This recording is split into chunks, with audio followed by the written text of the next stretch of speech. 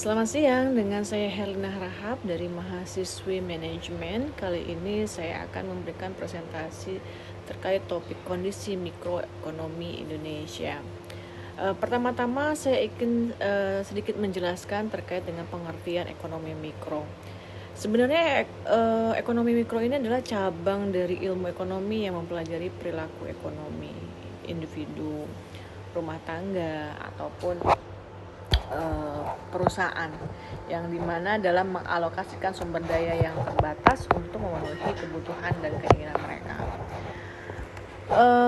Ruang lingkup ekonomi mikro terfokus pada analisis unit-unit ekonomi kecil seperti perilaku konsumen dalam memilih barang dan jasa, strategi produksi perusahaan, serta interaksi di pasar. Pelaku-pelaku kegiatan ekonomi itu yang tadi saya sampaikan ya, diantaranya ada rumah tangga, perusahaan, dan juga pemerintah, yang dimana terdapat 3 teori dalam ekonomi mikro, diantaranya salah satunya mengenai teori harga.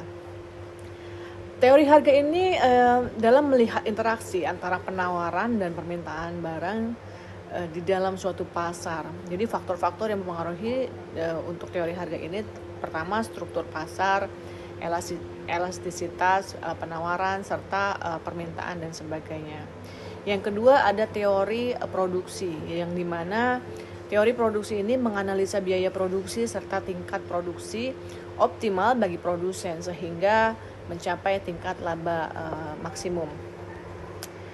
Yang ketiga adalah teori distribusi, yang dimana teori ini membahas tingkat upah tenaga kerja, tingkat bunga yang harus dibayarkan kepada pemilik modal, serta tingkat keuntungan dari pengusaha. Saya akan sedikit menjelaskan juga terkait dengan beberapa isu ekonomi mikro terkini, ya, yang dimana salah satunya terkait dengan komoditas kebutuhan pokok seperti cabai rawit, bawang putih, daging ayam, telur ayam, dan minyak goreng, yang dimana saat ini mungkin sudah mendekati puasa ya, harga semakin naik. Mungkin harga cabai sekarang udah hampir seperti harga daging ya. Saat ini harga tersebut relatif sangat tinggi, yang dimana menunjukkan tekanan harga pada pasar bahan pokok, terutama komoditas yang sering dikonsumsi oleh rumah tangga miskin dan menengah bawah. Apa aja ya kan yang mempengaruhinya? Salah satunya adalah permintaan dan penawaran. Jadi ketika harga bahan pokok itu naik ya, misalnya kayak cabai gitu, maka kuantitas permintaan oleh konsumen cenderung turun karena keterbatasan daya beli.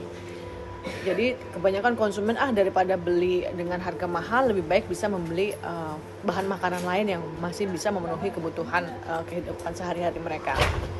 Namun kebutuhan pokok memiliki elastisitas harga rendah. Jadi kayak konsumen tetap memiliki meski harga naik, dampaknya pembelian barang lain harus dikurangi tentunya.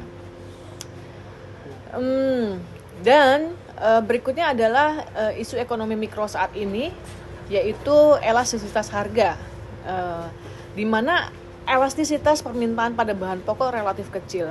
Jadi harga bahan pokok yang naik tidak membuat permintaan turun drastis, karena kebutuhan pokok wajib dikonsumsi tentunya. Banyak konsumen yang memilih tetap membeli dengan mengurangi jumlah yang dibeli ataupun memilih bahan lain yang lebih murah. Yang tadi seperti saya sampaikan sebelumnya. Berikut juga bagaimana dampak terhadap produsen dan distribusi. Nah, isu ini tetap juga related kepada harga yang tinggi, terkadang mencerminkan ketidakseimbangan distribusi pasar, keterbatasan pasokan lokal, ataupun biaya produksi yang meningkat. Jadi pedagang di pasar tradisional mungkin menaikkan harga jika biaya logistik supply meningkat ya. Berikutnya yaitu dampak terhadap pelaku ekonomi mikro, yang dimana dampak terhadap pelaku ekonomi mikro itu bisa terdampak kepada, pertama yaitu konsumen rumah tangga, yang dimana daya beli menurun karena pengeluaran lebih besar untuk kebutuhan pokok. Juga konsumsi barang sekunder itu menjadi berkurang. Household budget menjadi lebih ketat, sehingga alokasi konsumsi lebih fokus pada kebutuhan primer.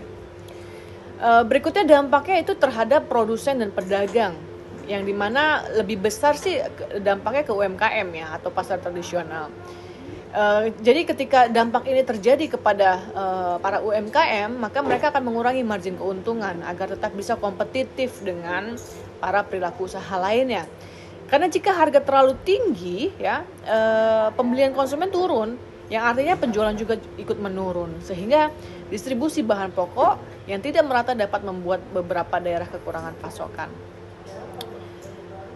Berikutnya, isu saat ini adalah solusi terkait kebijakan yang bisa dilakukan, yang dimana pemerintah tentunya juga ikut mendukung kebijakan-kebijakan yang berlaku saat ini, yaitu salah satunya operasi pasar atau stabilitas harga, yang dimana peran pemerintah sangat kuat dalam menambah pasokan barang yang ada di pasar sehingga menekan harga yang tinggi menjadi lebih rendah lagi.